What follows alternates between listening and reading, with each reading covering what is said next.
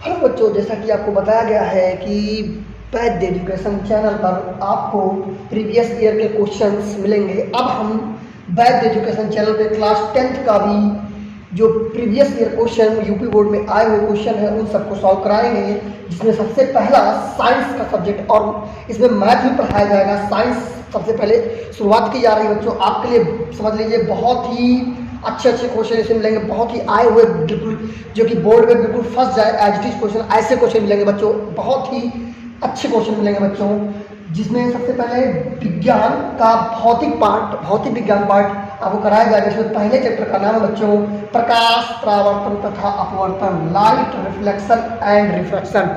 इस चैप्टर के बारे में यूपी बोर्ड से संबंधित जितने भी क्वेश्चन होंगे आए हुए बोर्ड में और एनसीईआरटी में जितने भी आए हुए क्वेश्चन हैं बच्चों, वो सारे के सारे इस प्रीवियस ईयर के क्वेश्चन मॉडल पेपर में सब करवाए जाएंगे बच्चों। सारे क्वेश्चन करवाए जाएंगे जितने भी प्रीवियस ईयर के क्वेश्चन आए हुए बच्चों, बहुत ही अच्छे और सही तरीके से आपको शॉर्ट तरीके से बहुत ही मज़ेदार कॉन्सेप्ट के साथ समझाया जाएगा बच्चों।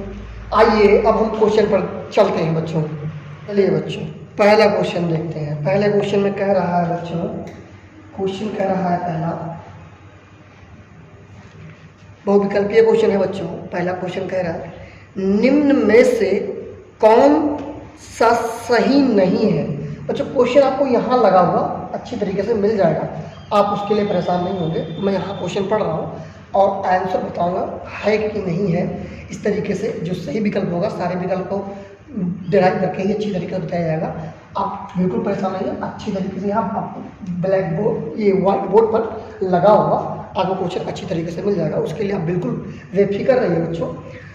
तो निम्न में से कौन सा सही नहीं है, इसमें पहला ऑप्शन कह रहा है बच्चों प्रकाश विद्युत चुंबकीय तरंगों के रूप में चल रहा है। हाँ, प्रकाश जो होती है विद्युत चुंबकीय तरंगों के रूप में ही चलती है। दूसरा कह रहा है प्रकाश सीधी रेखा में गति करती है। बिल्कुल, प्रकाश सीधी रेखा में गति करती है। प्रकाश विद्युत चुंबकीय तरंग के रूप में चलती है। प्रकाश की चाल निर्वात में 3 × 10 के पावर 8 मीटर प्रति सेकंड होती है बच्चों। मीटर प्रति सेकंड होती है। कितना होती है बच्चों? 3 × 10 के पावर 8 मीटर प्रति सेकंड होती है। प्रकाश की चाल होती है निर्वात या वायु बच्चों, निर्वात या वायु में भी, वायु तनिक सा कम होती है, थोड़ी सी कम होती है, क्योंकि वायु एक माध्यम बन जाता है बच्चों, इसलिए थोड़ी सी कम हो जाती है। और इसका तीसरा ऑप्शन कह रहा है प्रकाश अनुदैर्घ्य तरंग है। प्रकाश अनुदैर्घ्य तरंग है। अनुदैर्घ्य तरंग का मतलब होता है संपीड़न और विरलन की तरीके से चलना। संपीड़न जैसे स्प्रिंग है तो स्प्रिंग जैसे ऐसे स्प्रिंग होती है तो इसको आप ऐसे दबा दीजिए तो ऐसे ऐसे करता है, बिल्कुल ऐसे ऐसे करेगा बच्चों, ऐसे ऐसे दबेगा फिर आएगा। तो जब फैल जाएगा तो उसको विरलन कहते हैं और जब सिकुड़ जाएगा उसको संपीड़न कहते हैं। तो अनुदैर्घ्य का मतलब होता है कि कण की जो प्रकृति है वो कण के चलने की दिशा और कंपन की प्रकृति और चलने की दिशा दोनों एक दिशा में होती है बच्चों। अनुदैर्घ्य की जो प्रकृति होती है बच्चों, वो कण के जो भी पदार्थ है अगर उसके अंदर कण है या प्रकाश है तो प्रकाश कणों के रूप में भी चलता है। तो प्रकाश जो कणों के रूप में चलता है उसमें अगर जो अनुदैर्घ्य प्रकृति की बात की जाए तो अनुदैर्घ्य प्रकृति का अर्थ ये हो गया बच्चों कि कण की चलने की दिशा में भी कंपन होता है, ऐसे चलेगा, ऐसे इस तरीके से। तो ये अनुदैर्घ्य प्रकृति का है। लेकिन एक होती है अनुप्रस्थ प्रकृति बच्चों, अनुप्रस्थ तरंगी भी कह सकते हैं। तो अनुप्रस्थ तरंगे क्या होती है? अनुप्रस्थ तरंगे से श्रृंग और वृत्त बना के चलती है। श्रृंग और वृत्त, ऊपर वाले को श्रृंग बोलते हैं बच्चों और नीचे वाले को वृत्त बोलते हैं बच्चों। नीचे वाले को क्या बोलते हैं बच्चों? वृत्त बोलते हैं, ऊपर वाले को। तो जो प्रकाश होती है बच्चों वो अनुप्रस्थ प्रकृति की होती है। किस प्रकृति की होती है? अनुप्रस्थ, यानी ये श्रृंग और वृत्त बनाकर चलती है। श्रृंग और वृत्त बनाकर चलती है जो प्रकाश की प्रकृति होती है। और श्रृंग या वृत्त के बीच की जो दूरी होती है उसे लैम्डा से प्रदर्शित करते हैं और ये लैम्डा से प्रदर्शित होता है। और लैम्डा का मतलब होता है तरंगदैर्घ्य। तरंगदैर्घ्य एक दूरी होती है लेकिन ये बहुत ही छोटी होती है, इसलिए इसको मापने के लिए हम एंगस्ट्रॉम का ज़्यादातर प्रयोग करते हैं बच्चों, एंगस्ट्रॉम में तरंगदैर्घ्य को नापते हैं। तो ये श्रृंग बच्चों या ग्रत के बीच की जो दूरी होती है वो तरंगदैर्घ्य होती है। और जो श्रृंग और ग्रत के रूप में चलती है तरंगे वो अनुप्रस्थ तरंगे कहलाती हैं। तो जो प्रकाश की चाल होती है वो प्रकाश जो चलती है वो अनुप्रस्थ तरंगों के रूप में चलती है, ना कि अनुदैर्घ्य तरंगों के रूप में। तो इसमें बच्चों ऑप्शन आपका डी पार्ट जो होगा बच्चों करेक्ट हो जाएगा। अनुदैर्घ्य जो ऑप्शन डी है वो कौन सी प्रकृति है? अनुदैर्घ्य प्रकृति है। और अनुदैर्घ्य तरंग है। अनुदैर्घ्य तरंग जो होती है वो कण के चलने की दिशा में ही कंपन होता है और यह गुण प्रकाश में नहीं पाया जाता है, इसीलिए इसका ऑप्शन डी सही होगा बच्चों, पहला क्वेश्चन था बच्चों। दूसरे क्वेश्चन में कह रहा है बच्चों, दूसरा क्वेश्चन है समतल दर्पण की फोकस दूरी होती है। समतल दर्पण क्या होता है? बिल्कुल प्लेन मिरर ऐसे बना दीजिए, अगर जो एक तरफ हम कलाई करते तो ये समतल दर्पण हो जाएगा। अब एक बात बताइए, हमको फोकस दूरी लेना है बच्चों। फोकस दूरी का मतलब अगर जो त्रिज्या की आधी होती है लगभग अगर छोटा मिरर है तो त्रिज्या की आधी होती है फोकस दूरी। अब चूंकि बच्चों समतल दर्पण है तो ये कर्व नहीं है तो इसकी त्रिज्या भी नहीं मिलेगी, और समतल दर्पण है तो इसकी फोकस दूरी जितनी भी किरणें यहाँ से डाली जाएंगी वो बिल्कुल फोकस दूरी बिल्कुल समांतर हो जाएगी और बिल्कुल सीधा प्रतिबिंब बनाएगी बिल्कुल समतल दर्पण के सामने। तो समतल दर्पण में जो फोकस दूरी होती है वो अनंत होती है बच्चों। क्या होती है? अनंत होती है। तो इसमें जो ऑप्शन कह रहा है बच्चों, 0 होती है, अनंत होती है, 25 सेंटीमीटर होती है, -25 सेंटीमीटर होती है। तो बच्चों इसमें बी पार्ट जो होता है वो आपका सही हो जाएगा बच्चों। बी पार्ट अनंत होती है। फोकस दूरी क्या होती है बच्चों? अनंत होती है।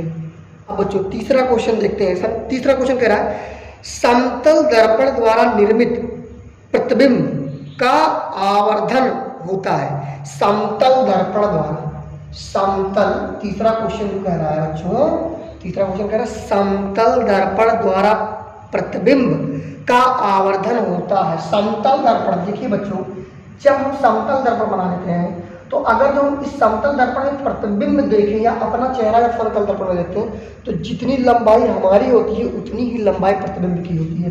तो वस्तु की लंबाई और प्रतिबिंब की लंबाई समान होती है और जितने दूर हम समतल दर्पण से खड़े होते हैं उतनी ही दूरी पर प्रतिबिंब भी बनता है। तो हम जो आवर्धन जानते हैं बच्चों, आवर्धन होता है b/u।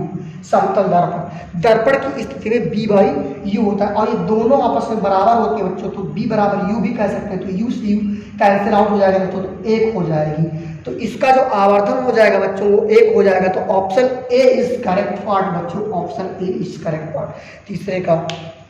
समतल दर्पण, थोड़ी सी बात और समझ लीजिए समतल दर्पण के बारे में। समतल दर्पण के सामने अगर जो खड़े होंगे ऐसे तो जितनी दूरी पर हमसे समतल दर्पण होगा, जितनी दूरी पर हमसे समतल दर्पण होगा उतनी दूरी पर समतल दर्पण के अंदर हमारा प्रतिबिंब बनेगा। पहली बात तो ये बच्चों समझ लीजिए।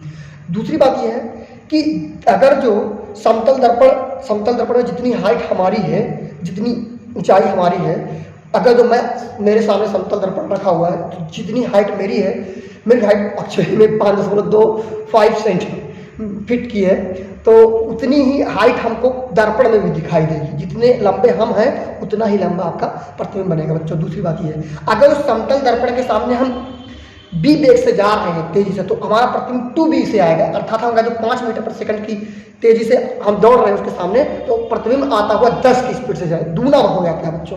तो ये कुछ केसेस थे समतल दर्पण के बारे में, तो ये समतल दर्पण के बारे में आप थोड़ा सा जानकारी रखेंगे बच्चों।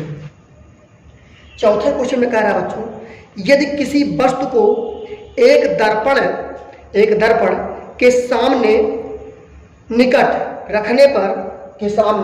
रखने पर प्रतिबिंब सीधा बने किंतु दूर रखने पर उल्टा प्रतिबिंब बने तो वह दर्पण होगा। बच्चों थोड़ा ध्यान से समझिएगा। आप लोग जानते हैं अवतल दर्पण, एक होता है अवतल दर्पण और एक होता है उत्तल दर्पण। तो उत्तल दर्पण के बारे में थोड़ा पहले समझ लेते हैं। उत्तल दर्पण में इस तरफ इसका कर्व है तो कर्व की ओर इसकी त्रिज्या हो जाएगी और इसके आधे बीच दूरी पर इसकी फोकस दूरी हो जाएगी बच्चों, और यहाँ इसका पोल हो जाएगा, ध्रुव हो जाएगा बच्चों। अब इसके इस तरफ अगर जो अनंत पर वस्तु रखी हुई है तो समांतर किरण आएगी और समांतर किरण हमेशा कहाँ से आती है बच्चों? समांतर किरणें फोकस से जाती है इसमें प्रतीत हो जाएगी बच्चों। और दूसरा अगर जो हम समांतर किरण इस तरीके से, तो हमारा अगर जो एक किरण हम अनंत पर माने और यहाँ हमारा प्रतिबिंब मान लें बच्चों, एक प्रतिबिंब एक समांतर किरण और एक प्रकाशिक किरण से, तो ये तो एक्चुअली में जाती ही प्रतीत हो, तो ये ऐसे टकरा कर लौट आएगी। अगर हम सी से प्रकाशिक केंद्र से अगर जो हम इसको प्रकाश को भेजे, तो प्रकाशिक केंद्र से प्रकाश को भेजे तो ये प्रकाशिक केंद्र, सॉरी ये दूरी आपकी आ होती है और ये कैपिटल एफ होता है और इसके बीच की दूरी।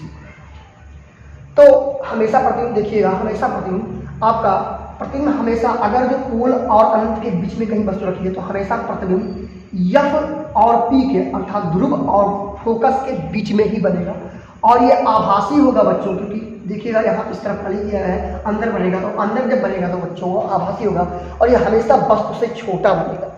आभासी सीधा और वस्तु से छोटा, हर एक स्थिति में उत्तल दर्पण से छोटा आभासी व सीधा, और अगर वस्तु अनंत पर रखी हो तो फोकस पर इस पॉइंट बन जाएगा।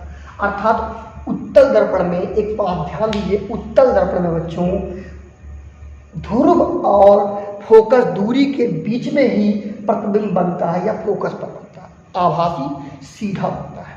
ये पॉइंट याद रखिएगा कहीं भी इधर रखें। लेकिन अवतल दर्पण में बच्चों, अवतल दर्पण में इसकी 6 स्थितियां होती हैं, 6 स्थितियां होती हैं।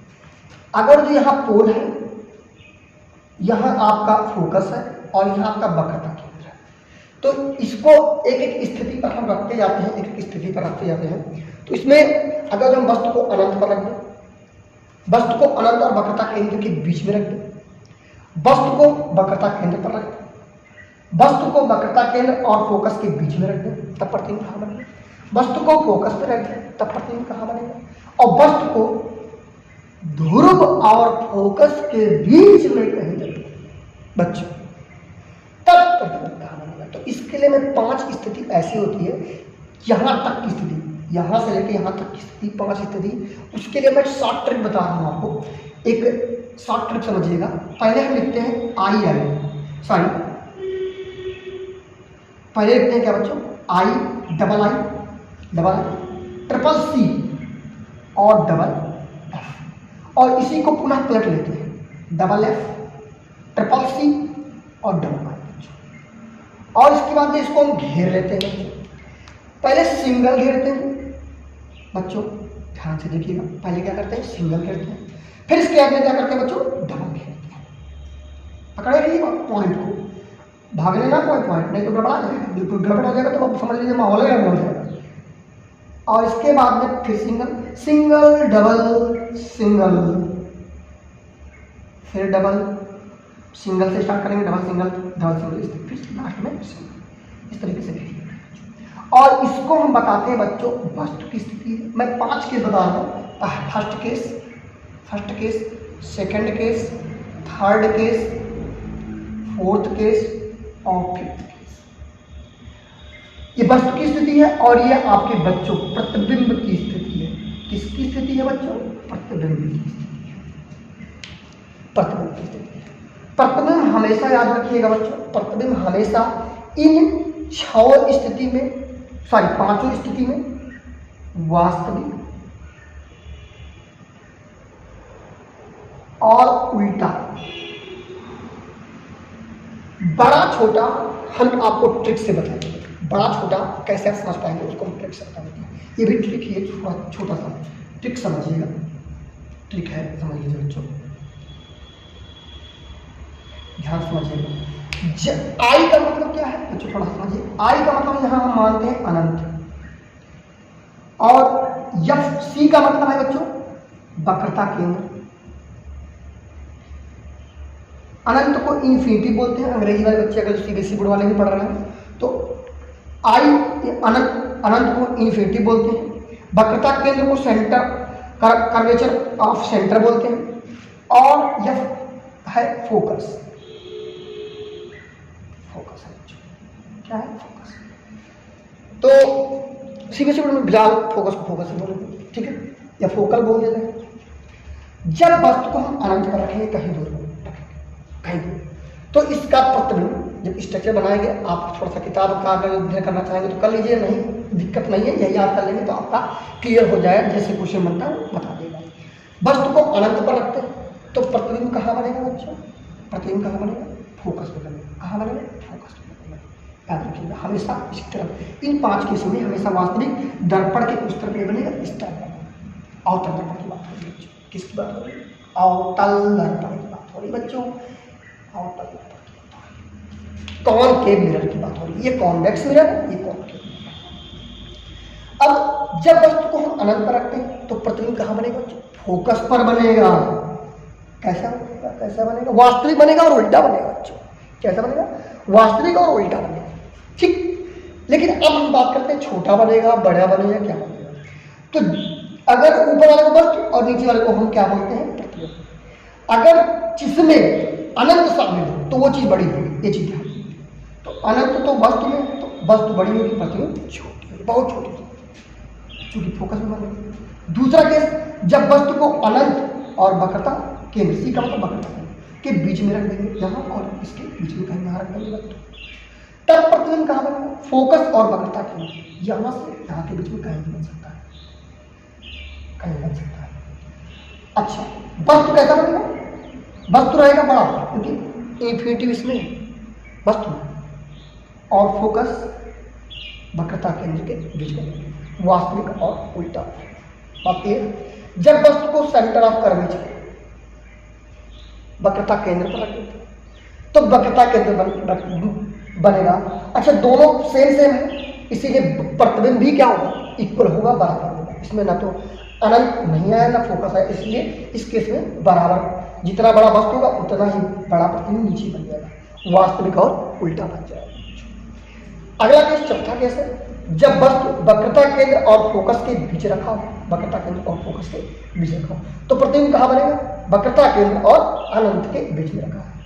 अनंत वक्रता केंद्र और अनंत के बीच में यहाँ बनेगा, नीचे बनेगा। और बच्चा देखिएगा, प्रतिबिंब की स्थिति अब बड़ी हो जाएगी। क्यों? क्योंकि प्रतिबिंब में अब अनंत शामिल हो गया बच्चों। अगला लास्ट वाला, पांचवा जो है टिक के साथ, जब वस्तु को हम फोकस पर रख देंगे तो प्रतिबिंब कहाँ बन जाएगा? अनंत पर बन जाएगा, बहुत पीछे रख बन जाएगा। और देखिए यहाँ अनंत दिख रहा, और आई बहुत बड़ा हो जाएगा क्योंकि अनंत पर बन रहा है।